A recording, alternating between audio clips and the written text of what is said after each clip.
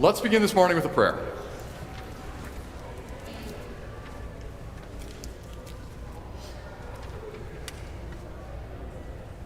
Lord, I thank you this morning for evidence we have from the past of how you've been at work through the centuries. First of all, just in the way that you have stepped in history and preserved your people through all the ages. And today as we look at writing, about how you allow people to be able to write stuff down and then how you use that even to convey your words for us so that today we've got your word written down in the Bible. So I pray bless us this morning as we look at some of how that happened. Please bless our Bible study. Amen.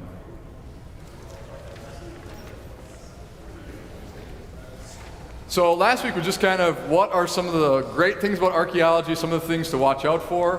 One follow-up question, so we looked at that bone box. It says James, son of Joseph, brother of Jesus. I reached out to Professor Brugge, who wrote that book we're going through, because his book came out in the middle of when that fraud trial was going on about that. It took 8 years, and they brought everything they could, and in 2000, and was it 12 or 14? The man who owns that was acquitted of any charge of fraud. So reached out and asked Professor Brugge, what do you think of this now? Do you think that bone box is genuine or not? His comment is, the trial didn't prove that he never forged anything. What it proved is no one has enough evidence to prove it if he did. So even 8 years and all the archaeological experts they could come in are unable to definitively say one way or the other. So his impression is that bone box likely is genuine, that could be, and again, there are lots of James and Joseph and Jesus, but that combination, it could be that we actually do have the bone box of the brother of Jesus. Now, the point I made last time is there's always uncertainty, so can we say that with 100% certainty?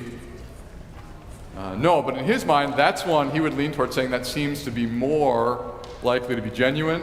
Some of the other artifacts that man had, so he was on trial for a whole collection of things.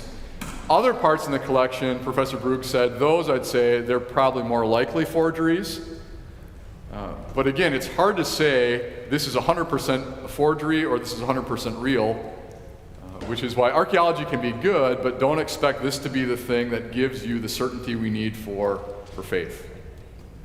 So before I jump in today, any other questions you've got or comments on last time, Corey? Do you know where that bone box is? Is it in a museum somewhere? Or? I believe it's in this man's private collection. So again, Wikipedia is not the end-all of all knowledge, but I go to Wikipedia a lot.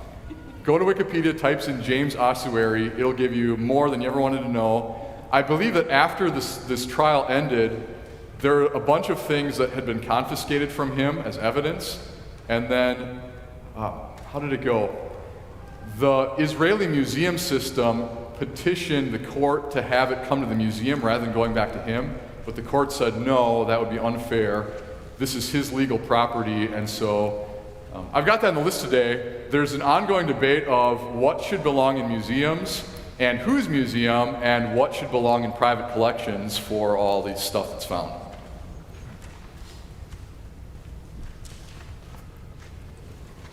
Let's jump in then today. So kind of the intro topic is just what's the background of history of biblical archaeology. I read a book about it, just a chapter, and it makes sense to start it in about the year 300 AD. And the reason is this. For the first 300 years, Christianity was sometimes quasi-legal, sometimes illegal, and persecuted by the Roman government. But in about 312 or 313, there's a Roman named Constantine who becomes the emperor, and he passes a decree that makes Christianity legal. Not like the official state religion, it's going to go that direction, but Constantine legalizes Christianity. People debate whether or not he was a Christian. It seems like he had a deathbed confession, and maybe we'll see him in heaven someday. His mom was the one who was very much a Christian and loved her faith. Constantine sent his mom over to the Holy Land and told her to try to find stuff. So here is something of what you looked at. Someone made a 3D or carved here's Constantine's mom. Her name is Helena. She toured Palestine in the 320s, and she interviewed people and tried to find the spots and the things from Jesus' life. So when we go to a future time, we're going to go through what do we know from Jesus' life, like where did Jesus die on the cross and where was his tomb? the reason the church is where it is that Helena, the best she could figured out the spot. She also claims she found a piece of the true cross. She says she found out, I think, where Bethlehem, where the nativity would have been, and where the ascension was. And some of these very early things are because she tried to track him down. Now, if you're doing the math, she's about 300 years after the life of Jesus, which would be like us trying to go back and find out place locations for the Revolutionary War or the early colonies, which is probably possible, but that is a gap. And her focus was more on, if I find these places and these things, they're going to have some kind of holy power. So it's not really a science of archaeology, it's an interest in things related to Jesus' life. So that keeps going, and if you're going to put another one on the list that's like that, having the crusades, which is a whole other topic about why that happened and whether it was good or not, that brings Europeans over to the Holy Land, and as Jerusalem switches hands between Crusader control and Muslim control, you've got Christians now in the area around Jerusalem. A lot of them are wanting to bring back things from their fight when these soldiers go back home. There's access to it, so this idea of there being relics and pieces of things connected to Jesus being brought back to Europe, this is huge during the Middle Ages. Again, not very scientific, but there are people looking for stuff and finding it. If you're going to say a new phase started, it'd probably be in about the year 1800.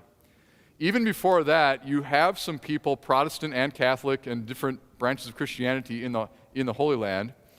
But about the year 1800, so there's this guy named Napoleon. Heard of him? So before he became emperor of France and tried to take over the world, he was leading the armies of France fighting against Great Britain. So Napoleon takes his army down to Egypt to fight the Brits there, but not just an army, he takes like close to 200 scientists and professors and people because he's interested in studying Egypt stuff. So you can debate whether his military had success. They had some big battles, a lot of people died. But while they were there, they found stuff like the Rosetta Stone, which was key, not because what's on it is very important as far as it's a decree written in like 196 BC. This isn't even ancient Egypt, but what was key is it had this decree in 3 languages. One of them was Greek, one of them was like the everyday language of Egypt, and one was hieroglyphics. So there was a knowledge of Greek, so they knew, we know what this says. And what it was is this allowed them to say, we've never been able to translate hieroglyphics, but we can now compare it with the Greek, and this is kind of what broke the code that now they're able to translate Egyptian hieroglyphics. Another one I put on the list kind of like it is Darius I, the Persian king, in the 500s BC. This is kind of like Mount Rushmore. So what's up there, this is like 50 feet tall, carved on the side of a mountain. And so this is him leading captives, talking about the great things that he did, and in the background, it's written in something that's called cuneiform. So hieroglyphics are on the left. Cuneiform is you've got this wedge shape, and then you create combinations of wedge-shaped characters. So on this mountainside, like Mount Rushmore, again, you've got cuneiform now in 3 different languages translated. It took a long time because no one knew cuneiform. Can you imagine trying to decipher a language that looks like that if you know nothing about it? They first were able to figure out what the word king was. Because inscriptions like this, it's like, king, this king is the king of kings and the greatest king, and he was the father of king this, who was the father of king that. The word king shows up all the time. So they figure out the characters for king, then they figure out the names, and they're able to then figure out 3 different languages in cuneiform based on this mountain. And that and just other things open up the 1800s to all of a sudden there's this huge interest in archaeology. But people will call this the treasure hunter phase because the idea is not to thoroughly investigate everything. It's, hey, there are some really awesome things there. Let's go find them and dig them up. So this is a quote from what the British Museum told one of these archaeologists. This guy, Austin Henry Layard, found some really amazing stuff. This is what he was told to do. Obtain the largest possible number of well-preserved objects of art at the least possible outlay of time and money. That's what the museum wants. Is that going to produce quality archaeology? No. But Napoleon fighting the British, there's this cultural competition at the time. So the question is, who has the best collection, the Louvre in Paris or the British Museum in London? Each of them finances archaeologists to go over, and they hit all the big name sites. So capital cities, Babylon, Nineveh, the Valley of the Tombs in Egypt. They cherry pick all of what they would assume would be the best spots, and the goal is find museum quality pieces to bring back to the Louvre and to the British Museum. So even today, if you want to see the most amazing archaeological finds, you don't go to the Middle East, you go to Paris and London. And this is a huge debate of, was this right of them? Is this something from colonialism that should be reversed and all this should be brought back to the Middle East? And there are all kinds of arguments, both sides on that. One of which is, if they would have shipped everything back to Iraq previously, it probably would have all gotten wrecked in the wars that have happened there because ISIS was purposely destroying monuments. So is it safer in London and Paris? There are all these debates going on, but the reality is, from the 1800s, most of these finds were shipped back to Europe. So even their archaeologists are realizing stuff. How about this for a great name? Sir William Matthew Flinders Petrie is another really influential archaeologist from the late 1800s. He wrote this: "In all ages there has been a destruction for gold and valuables, and in the Renaissance," that's a rebirth, "a ruthless seizure of marbles and stonework. To that succeeded destruction for the sake of art, excavations in which everything was wrecked for the chance of finding a beautiful statue. Then, in the last generation or two, inscriptions became valued, and temple sites in Greece and in Egypt and palaces in Babylonia have been turned over, and nothing saved except a stone or a tablet which was inscribed. At last, a few people are beginning to see that history is far wider than any one of these former aims, and that, if ever we are to understand the past, every fragment from it must be studied and made to tell all it can." Which is the kind of opinion that's going to head archaeology in the direction of what modern archaeology is today. So the book I read put him kind of as the breaking point of, if you'd say, when did this treasure hunting phase end, it would be when he is saying stuff like this in about the year 1890. They're also realizing stuff like the fact that there are layers, which, is that a new thought for you? Or archaeologists have to work through layers is a huge part of it. They weren't thinking that way. They're like, we're going to go to Nineveh and find everything. They're not thinking of Nineveh has a bunch of different layers. Or like, you know the story of the Trojan War, of Achilles and all the Greek heroes and stuff? The question always was, is that just a legend or is that really based in history? They go over there, and you can go to Troy. It's on the coast of Turkey today. What they weren't expecting is there are 9 layers to the old city of Troy. So it's not just a matter of digging up Troy, it's a question of which of those layers is the layer that's part of the epic written by Homer. So, what's the word for it? On the page, stratigraphy is a technical term for studying layers. So this one, I forget where it's from. It's not the Holy Land, but this is where they're trying to make layers, and you can kind of see it. Do you see toward the top, there's a white layer? Do you see how it bends down on the right? So then their marks are bending down. We'll talk about this more next time, where it can be really hard because they're not like a cake layers.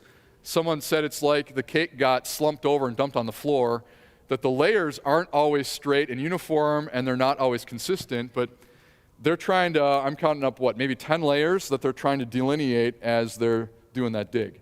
So that is a huge shift, because we're not just trying to dig up a gold statue or something with writing on it. We're now trying to get everything we can by doing layers. Other word on the page that's new is the idea of typology. What they realized is you can date stuff because things change over time.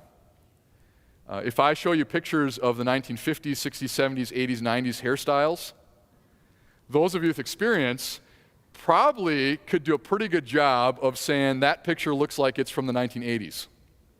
Another one I would pick would be light bulbs.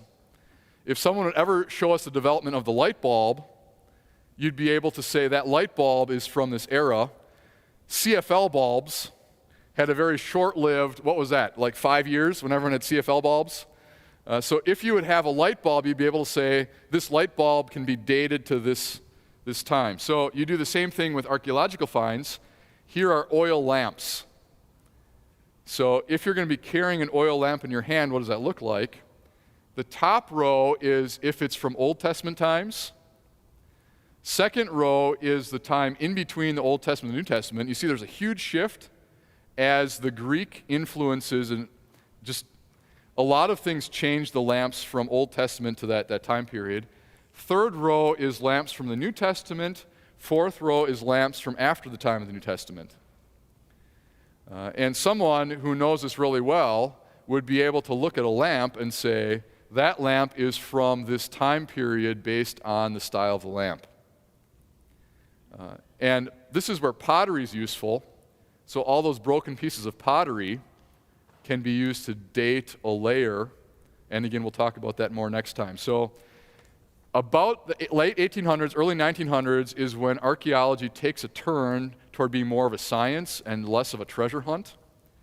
World War II interrupts archaeology everywhere, but then after the war ends, there's another push. So 1940s and 50s, again, there are a bunch of new finds in those years. And some new things after World War II. By doing studies with radioactive materials, not just building an atomic bomb, but other stuff, there now are dating methods based on radioactive particles in the finds. So that's new. You can debate how precise that is, but that's part of dating systems now. We got things like ground-penetrating radar, so you can try to actually look at what's underneath before you waste all the time and money digging it up. And then just the debate about what should be part of the private antiquities market, who's the rightful owner, should the British Museum and the Louvre be sending all this stuff back? If stuff gets dug up today, is that a financial windfall for whoever finds it, or should that all belong to the country? Should the Israeli government automatically get anything that has to do with ancient Israel? Those kind of questions are still going around today. So in a nutshell, that's kind of where stuff's coming from. So the way this will play in is the time that something was found is going to impact the approach that was taken. I put on the list there, the problem is archaeology is destruction. It can only be done once. I think if you'd ask archaeologists today, they would wish they could go back and redo some of the digs of the 1800s. But once you do an excavation, you can't go back and redo it. And so some of the issues with as far as what can you say about this item or the site is limited because when that site was excavated, the standard was lower than what modern standards would be.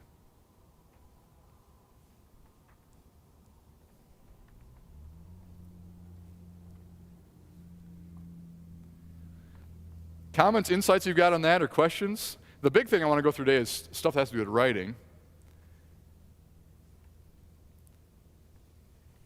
Jerry.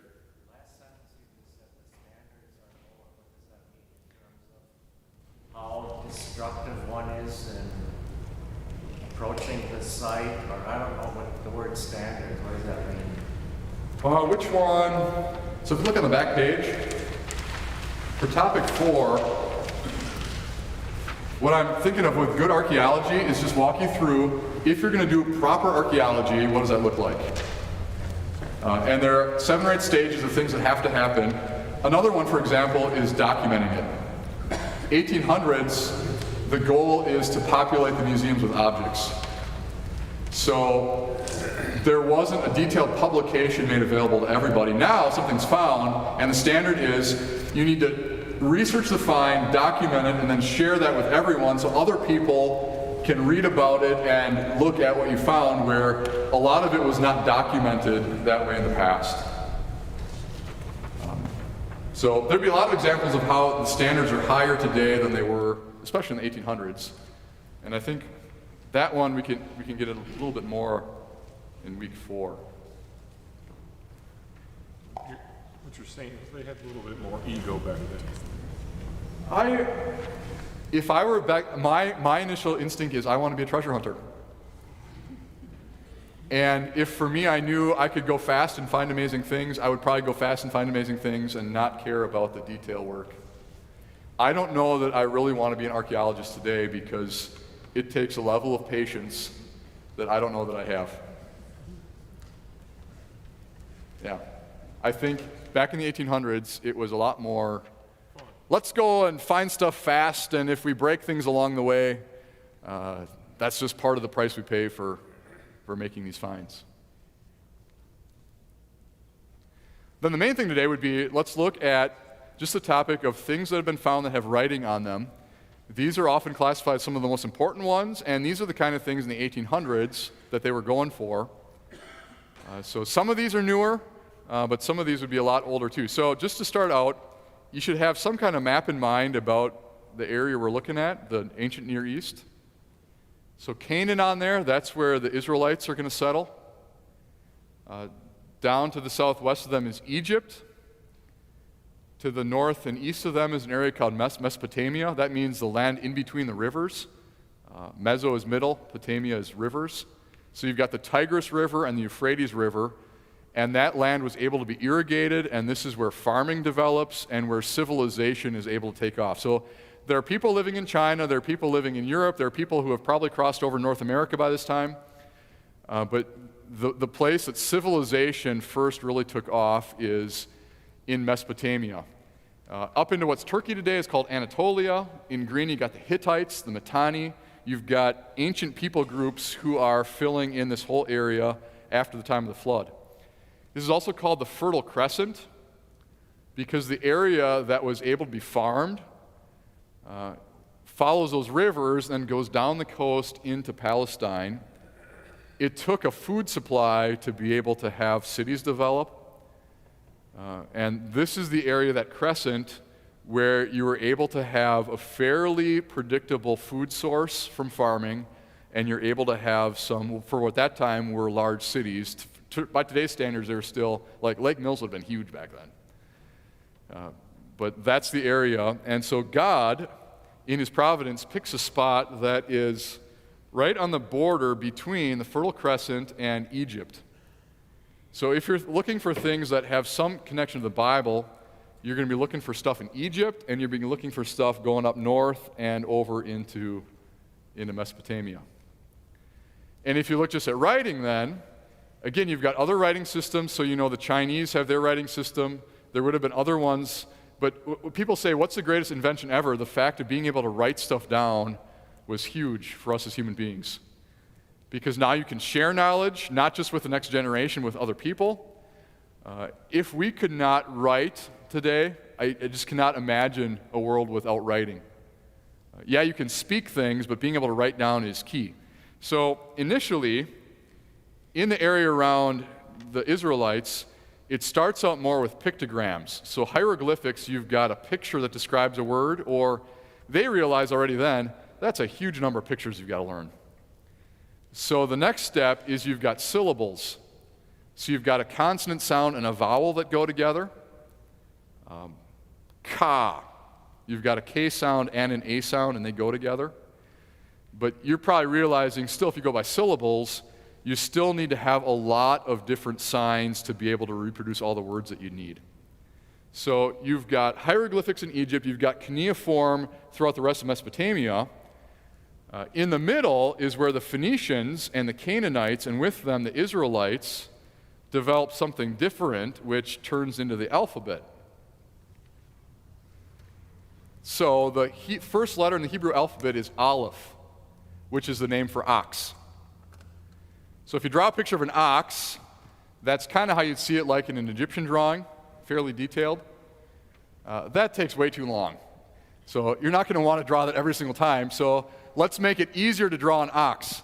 So basically you've got a head and two horns, and for whatever reason, maybe it's because it's easier, the head starts turning over on its side. Now, anybody seen where this is going? You keep rotating that around, and every time now, remember this, every time you draw a capital letter A, you're drawing an upside-down ox head with the horns pointed down. So what used to be a picture now becomes a letter sound. And if you go through the alphabet, it'd be all this way. So it's an alphabet. The second letter in the Hebrew alphabet is Beit, which is the Hebrew word for house. So if you would draw a very simple top-down view of not our houses today, a one-room house, you've got a box with a door in it. Again, for whatever reason, the box flips on its side, and by the time you get to us, it then reverses over, and we get the letter B. So the Phoenicians and the Hebrews start using the system that has 20-some letters. What was different then is they didn't have the vowel sounds written out. It would just be the consonants. But just doing this again this week, I said a prayer thanking God that he decided to inspire the Old Testament Hebrew and not cuneiform, which honestly was the language that was a lot more widespread at the time. People think Hebrew's hard. I think Hebrew, at least, you're using an alphabet. Yeah, you read right to left, but it flows with the way that we still use language today. This was very different than what a lot of the writing was back then. But if you're going to want to then dig up stuff with writing on it, you're going to need to know alphabet systems. And again, there are lots of different languages with alphabets. Like today, if you know the alphabet, I still can't read French, even though I know the alphabet. You've got a whole bunch of different languages back then using alphabets. And you're going to have to be able to use hieroglyphics and cuneiform, because cuneiform is the language of all of Mesopotamia. And it's not until the 1800s that we're able to translate those two. So I've got half an hour left. There's no way I can show you. There's all kinds of stuff that's been dug up that had writing on it. Let me just give you kind of here's some of the great stuff list that's been found. All of these would be available if you'd go on Wikipedia and type this in. You could read more about it. And other weeks will be more the not so exciting things, like let's look at pottery. This is the one that a lot of people say, oh yeah, these are the really cool, important things, because writing is such a powerful thing. Because when there's writing on it, now it tells something about the people and the life. What is it that they felt was worth writing down? And if we can translate it, this is what would be awesome to find all over the place, is more stuff with writing. So, again, what your list would be, I don't know. I've got 14 things. To make it through 14 in half an hour, that's like 2 minutes a thing. So it'll be pretty quick. But before I go on, anything you'd like to stop, ask me about here? These are like stone inscriptions. Stone inscriptions, cuneiform, it's often on clay tablets. You punch it in. That's why it's been preserved, is then you bake the tablet. I think a lot of the Egyptian stuff, some of it's carved, some of it's painted. A lot of different writing styles of... the trouble is things that weren't those in stone are the things that have rotted, which is why we don't have much from the Israelites, because if they were using animal hides and papyrus and things like that, the things that survived have been inscriptions rather than like long documents. Let me jump in. So kind of going from oldest to youngest, Hammurabi's code is from Babylon in the 1700s BC. This doesn't tie directly to the Bible, but what it does show is what a law code would have been like. So a big part of archaeology is just understanding the culture. If you then open up the Old Testament laws of Moses, you'll see that as God inspired Moses to write stuff, there are a lot of interesting parallels between the books of Exodus, Leviticus, Numbers, with stuff the Babylonians are using and the Hittites with how they put together a treaty or write their laws. So that's the 1700s BC. That'd be about 200 years before Moses. Most of the next finds are connected with Egypt, because that's where Israel was connected. So 1300s BC, they dug up in Egypt some tablets. What's interesting is they're not hieroglyphics, they're cuneiform, because the Egyptians needed to use cuneiform to communicate with anybody in Mesopotamia. So these are letters from Mesopotamia coming to Egypt, and a bunch of them are from people living in Canaan. And so you can read, it's like 300 and something different letters baked on these clay tablets, and you can read what is it that is on their minds that they're writing about to the Egyptians in the 1300s BC. The connection with the Bible is they're asking for help militarily against the Hittites in the north and against a people that they call the Habiru, which sounds a lot like Hebrew.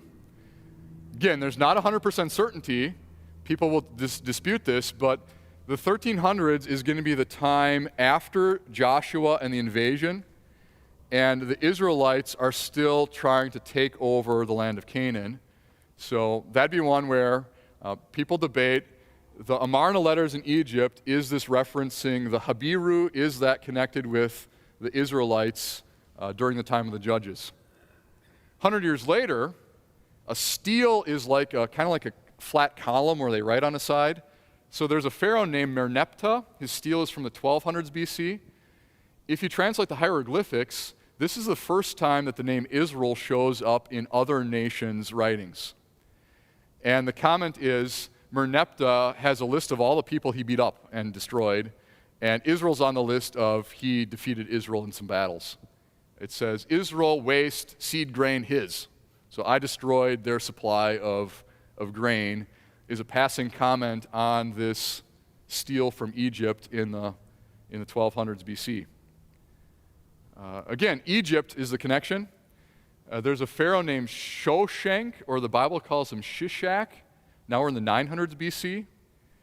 The interesting connection is that in 1 Kings, it talks about how after Solomon died, his son Rehoboam was attacked by Pharaoh Shishak of Egypt, who stripped all the treasures out of the temple and took them away to Egypt. So if you imagine Solomon's temple being plated in gold and being really awesome, that lasted for like 40 years. And then the Egyptians came and stole all of it.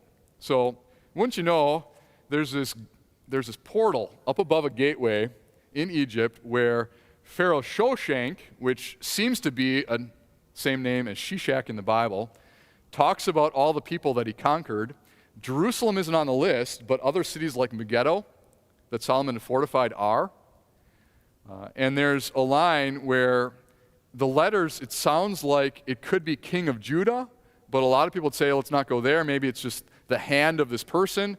So there's debate about how to translate the hieroglyphics, but there are references to Shoshenq having a military campaign going through the land of Israel in the 900s, which fits with what the Bible tells us in 1 Kings. Again, going real fast. Historically, then it shifts that Egypt is not the powerhouse. Now it's Assyria coming over from what is now Iraq from the east. So it's called the Kirk monoliths. There was an important battle, again, you could look at it in Wikipedia, called the Battle of Karkar, where the Assyrians are trying to push over and expand their influence over in the land of Canaan. So the Assyrian king was met by an alliance of 11 different kings from the west, and he fought him at this battle. And kind of the rule of all these inscriptions is you always said you won. So you never find any of them where they say, yeah, I fought this war and I lost. So the claim here is that the Assyrians won this battle.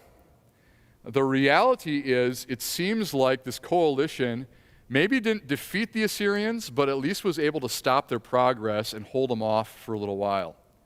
What's interesting is that this lists King Ahab of Israel as someone who was one of those 12 kings in the alliance, and it lists the number of troops that he supplied to the coalition. So if you go to the Bible, not that one, 1 Kings chapter 20, you've got Ahab making alliances with Ben-Hadad as the king of Aram to the north. And the way it worked was when there wasn't some big international threat, these two would be fighting against each other all the time. We don't have the Battle of Karkar listed in the Bible, but it seems like this would fit in with what this find is, that Ahab was part of a coalition trying to stop the progress of the Assyrian armies. So this is in the 800s BC. Now they weren't able to hold them off forever, and the Assyrians kept getting stronger. Before we go there, though, same time with Ahab. This one is actually from the kingdom of Moab. We don't have very much at all from Moab because it's really tiny, off to the side of Israel. This one, it's in pieces because it was dug up whole. This is in the 1800s. The Bedouins who found it didn't want to give it up. So the British and the French are pressuring the Ottoman Empire to give this stele up. The people who found it don't want to, so they decide they build a big fire. They heat the stone up really hot in the fire, and then they pour cold water on it. Purposefully. You ever done that? We did that once we put a hot pan in the sink, glass pan, and it shattered. So they purposefully shattered the stone. Thankfully, someone had taken paper mache and had carefully pressed it against the surface. It was called a squeeze. So there was a copy of the surface made with that paper mache squeeze, so we know what it says, and later on, the parts that are the lighter gray are the original parts that were recovered after they smashed it, and then they've reconstructed this now of what the whole thing looked like. In the book of Kings, it says, "Now Mesha, king of Moab, raised sheep. He had to pay the king of Israel tribute of 100,000 lambs and the wool of 100,000 rams. But after Ahab died, the king of Moab rebelled against the king of Israel." The kind of story that, I don't know, do you remember that at all? That's not a Sunday school key story. There's a chapter about this, about them having to fight Mesha because he doesn't want to pay them with his sheep. The Mesha stele talks about this, and Mesha makes himself sound like he's the hero who, I revolted against the house of Ahab, and I won this victory. If you compare with the Bible story, it probably wasn't that decisive for him, but it is true that he was able to keep ruling. The Bible says he actually sacrificed his son on top of the city wall as part of him appealing to his gods to try to stop the Israelites. So the stele's written by him. What's interesting, in yellow there, that's the name Israel written out. I think he uses the name Yahweh, the name of the true God. It's also, there's a part that's damaged, but it seems like he refers to the house of David on there too. So again, this is the 800s, king of Moab talking about the Israelites. Same time period. This one was dug up in the 90s at the city of Dan. Again, a stele. The part that's highlighted there, that says the house of David, which is really important because there are people who have denied that David ever existed. But here from the 800s BC is an inscription that talks about somebody killing a couple of the kings, and it fits with exactly what God said was going to happen after the time of Ahab. So Elijah is giving up hope. God says, I want you to go back and do three things. You anoint Elisha to be the prophet, you anoint Jehu to be the king of Israel, and you anoint Hazael to be the king over Aram. And between the three of them, part of their job is to clean house and to put to death everyone from the family of evil Ahab. So the Tel Dan stele has an account. Again, it's broken, we don't have the whole thing, but it talks about somebody who puts to death everybody from the house of Ahab. And the question is this Hazael who's writing this, the king of Aram? Some people have thought maybe it's Jehu, even though it sounds like a foreigner writing about Israel. So again, you've got connections that tie in with what the Bible says about that time after Ahab. The Assyrians keep on marching. So Shalmaneser has his victory obelisk. The guy bowing down there is that same Jehu that I talked about. So this is the one depiction we have of an Israelite king. So what would the Israelite king have looked like? He's the guy bending down. He's got a beard. He's got kind of shoulder-length hair. He's got a hat on that reminds me of the dwarves from Snow White and the Seven Dwarves. So how much that was part of the style back then or not, I don't know, but that is Jehu. And then on that inscription, what does it say about him? The tribute of Jehu, son of Omri, I received from him silver, gold, a golden bowl, a golden vase with pointed bottom, golden tumblers, golden buckets, tin, a staff for a king, and spears. So he's just concerned about how much he got from Jehu. He actually gets it wrong that Jehu was not from the house of Omri. He was a new dynasty who was getting rid of the house of Omri. But that's what's written on there. So one takeaway is, if you want to be remembered in history, you need to be defeated by a king who's going to put you on his victory list. And then you'll get your picture carved if you got beat by somebody like Shalmaneser. Also connected with the Assyrians, they had some kings. One of them was Ashurbanipal, who purposely collected cuneiform tablets in a library. He would send out and try to collect the knowledge of the world at his time.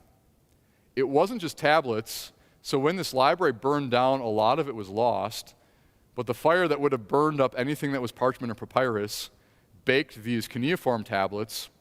So there are several thousand different documents that are available from the library in Nineveh from the 600s. The picture here is the Gilgamesh epic, which is the flood story according to the Assyrians. It's not the same as Noah, but it has some really interesting parallels. Another one is their creation story. Most of it is just financial documents and stuff that's not like literature, but there's some really interesting finds that were dug up in that library where it doesn't really replace or change anything about the Bible, but it is interesting to see that cultural context with some of the documents. So this would be the time after the fall of the northern kingdom, when somebody like Hezekiah is the king in Judea. You've got a library up in Nineveh, and a lot of that's been discovered. There hasn't been much from the Israelites, again, I think in large part because they didn't have stuff on clay tablets that got baked. A lot of what they would have been writing on was perishable, and we don't have it. Here's the earliest example of biblical Hebrew we have. From about 600 BC, there were people who were buried with little scrolls wrapped up as part of the burial.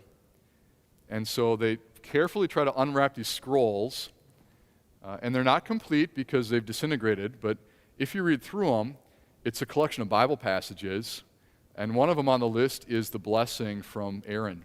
The Lord bless you and keep you. The Lord make his face shine on you and be gracious to you. Lord look on you with his favor and give you peace. So if you're saying now, I'm going to assume that already exists, that they would have had written copies of that as part of what was used in the temple worship. But as far as what we have physical evidence from today, the earliest biblical Hebrew would be the blessing of Aaron, which is something that they had written down and were holding on to as they would bury their dead around Jerusalem. So that's about the year 600. Another 100 years later, now the Assyrians have been supplanted by the Babylonians, and the Babylonians are attacking the Israelites. In just the next year, they're going to defeat Jerusalem and burn Jerusalem to the ground. There are two cities that are still standing. Jeremiah records this. So Jeremiah the prophet told all this to Zedekiah, the king of Judah, while the army of the king of Babylon was fighting against Jerusalem. The other cities of Judah that were still holding out, Lachish and Azekah, those were the only fortified cities left in Judah. Everything else has been destroyed. You've got Lachish or Lachish and Azekah are the only two left. There have been discovered a series of letters written to a commander. So Hoshea is writing to his superior officer, Yaush. Yaush is in Lachish. And these are called ostraca because they're broken pieces of pottery. So kind of like our scrap paper today, a pot gets broken. The only thing that's really useful now is you could scribble a message on there, and then you'd send that as correspondence. So you've got, they're writing letters while they're under attack by the Babylonians. So I don't have time to read this whole thing. He mentions the name of the true God, Yahweh.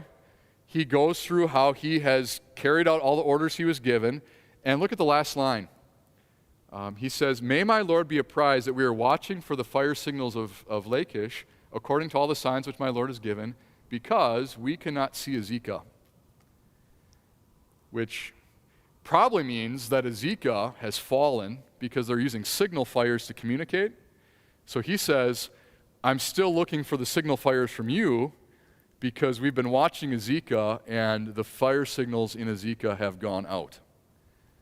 And we know where the story ends. Lachish is going to be taken, then Jerusalem's going to be taken.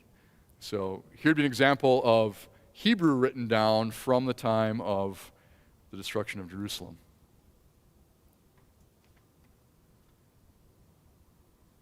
Going fast. Babylonians take over, and now we've got Babylonian records. Some of them have been dug up. And there's always been a question about this passage in Daniel.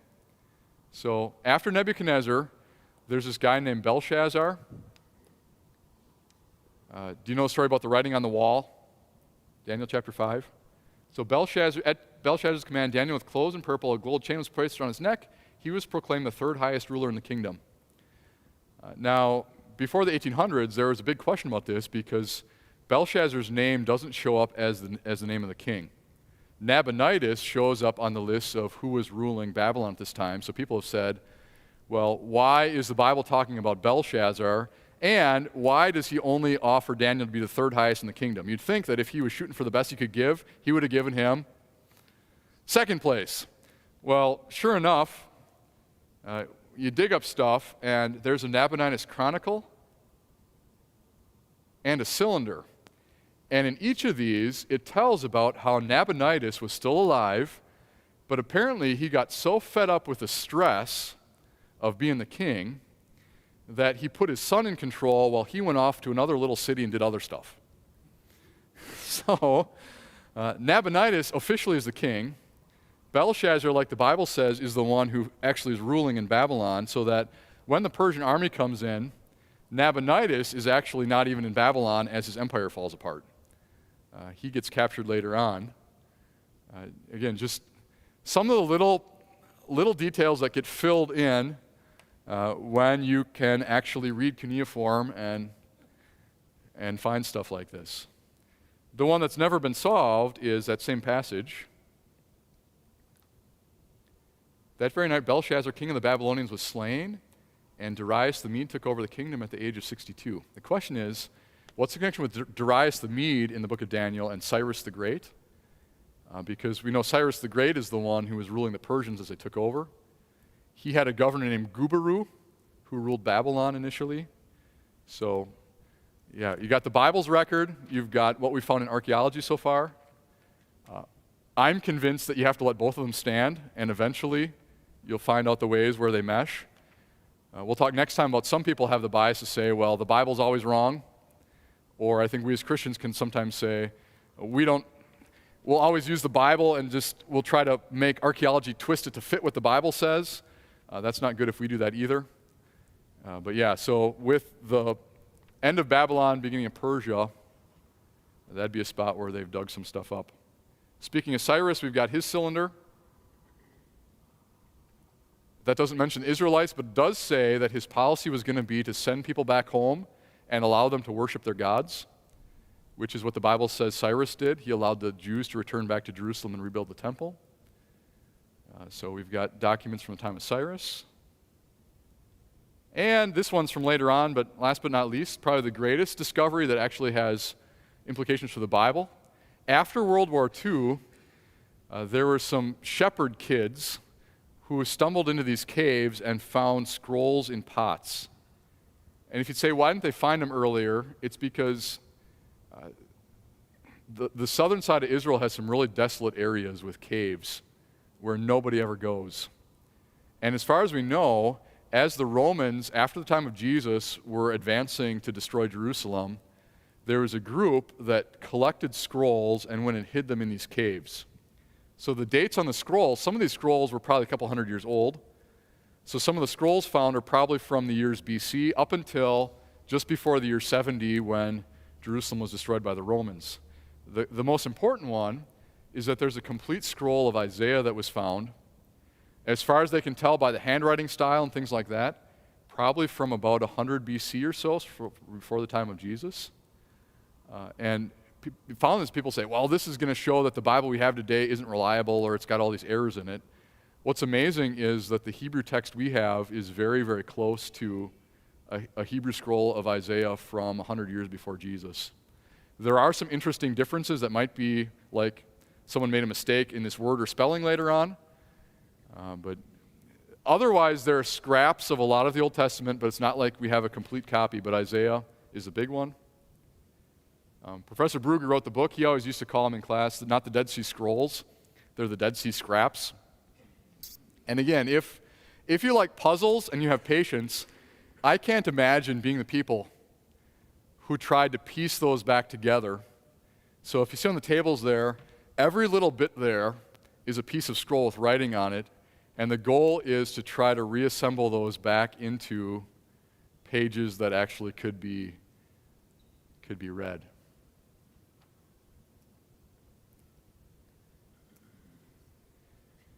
So that was 20 minutes, really fast. I'm trying to leave some time at the end. We got 10 minutes left. Do you want me to go back to any of those or questions or just... So again, this is not complete. And if I'd make one big point at the end, I think there's a lot of interesting stuff here, but I would take any book of the Bible over all of this combined. Because there's little bits here and there that are interesting, but the account that we have in the Bible is far more complete and far more detailed than anything that's been dug up with archaeology. And I know people are going to question the historicity of the Bible and whether that's a whole different, I think, Brant, you were asking last time, of what do you say to people who question whether the Bible is legitimate? But all the writing, it's interesting, and maybe they'll be finding more stuff in the future. But what we have in the Bible is you can't even compare with, it's so much better than anything that's been dug up like this. Pastor Tom Have. Something interesting with that, the scroll from Qumran with Isaiah, that was on display in a museum in Jerusalem, and they have it in a circular thing, not the actual, that's in a safe, but a copy. And something that noticeably that wasn't part of that display is Isaiah 53 was not part of that, and they didn't have it all completely, but that's for the most specific prophecies concerning Christ. That was not part of the display. It was all just the history stuff. And well, you're in a Jewish stage, and it was more about the history. But the whole thing the specific prophecies was not part of the display. We thought that was fascinating that was left out and be the most interesting for Christians coming in and looking at those scrolls. When I was in the seminary, there was a Dead Sea Scroll display at the Milwaukee Public Museum. And a bunch of us went there for that. They had a replica of this. So if you want to be a forgerer, you can forge documents purposefully so that they're the display items. You can't just take the Great Isaiah Scroll everywhere, but there was one that was as close a copy as someone could make that was on display, and some of the other pieces that really were real were part of that museum exhibit too.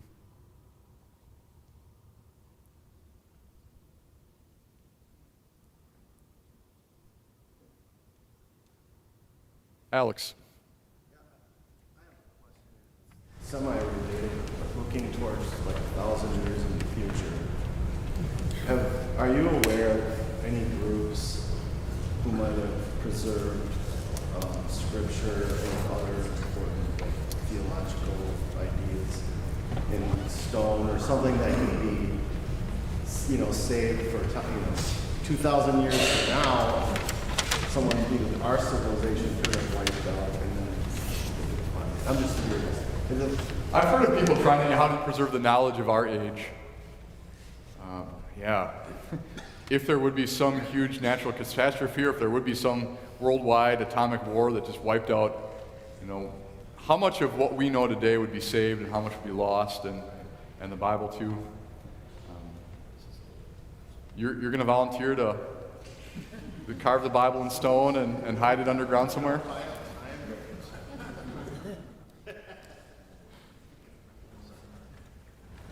Yeah. That one of the miracles of the printing press is, probably when that scroll was written, there were 100 copies, 200 copies. We have thousands of copies of the Bible all around the world. That's at least some comfort to me that, even if there is something, there's a lot more out there now than there was back then. And even like the thing that's been preserved is cuneiform tablets because they get baked. But that's so hard to make and carry. Again, could God have given the Bible in cuneiform tablets, and a copy of the Bible would weigh several tons of clay? God could have done whatever he wanted.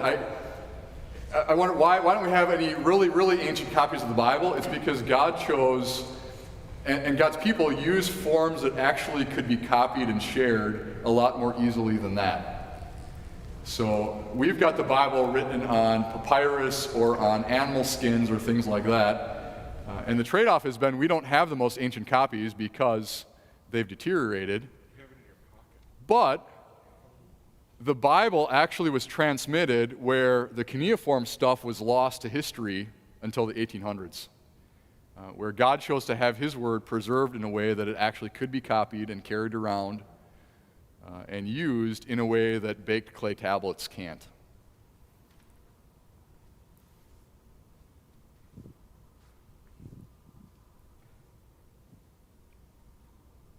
Jerry.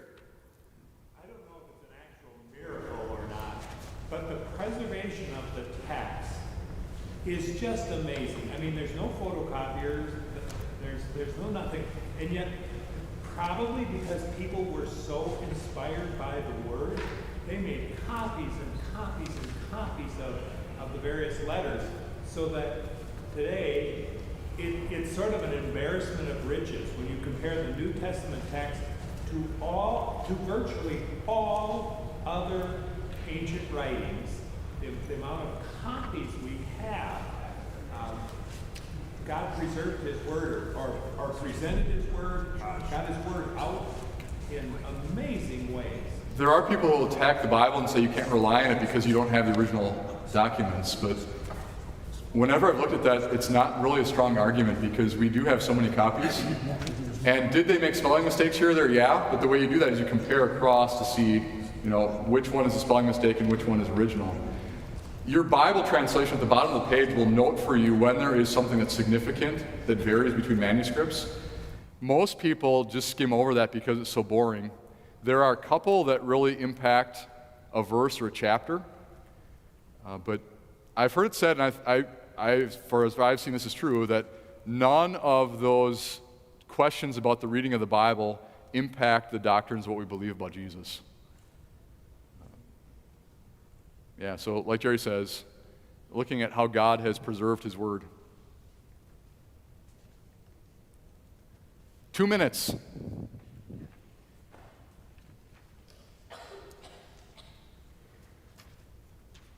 Looking ahead at next week then. So looking at what are the different biases that can creep in. How do you think through that? And then how do you excavate a city? What does pottery look like? That all ties together with the dating. So when we put dates on stuff, how do you know that the date is accurate? And I don't know. You can talk. Am I trying to cram too much in? There's a lot we can talk about. I'm hoping we can look at Jericho as an example of how does that play in, and what can you say about Jericho? What can you not say about Jericho? Use that kind of as a case study. Dating next week, do we talk about carbon dating, where everybody says it's 14 million years ago? So with carbon dating, maybe that can come up a little bit. I think what you'll see is that it's a lot of other things. So when you go back, where's the layers picture? It's not all carbon dating. It'll be, if you've got something from the layer above it that's datable, then the layer below it must be older. So if you can find a pottery style that's definitely datable, or if you've got a coin where the face of the emperor is datable, it's not just carbon dating, although that's something that'll play in. Let's close today with a prayer.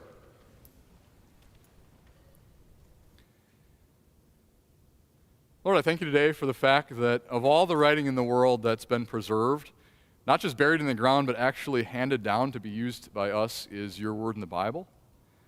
And I pray that as we find more things and as we learn more about the world, we would also keep going back to what you've given us, the message of grace revealed about your Son Jesus. So please bless us today. Amen.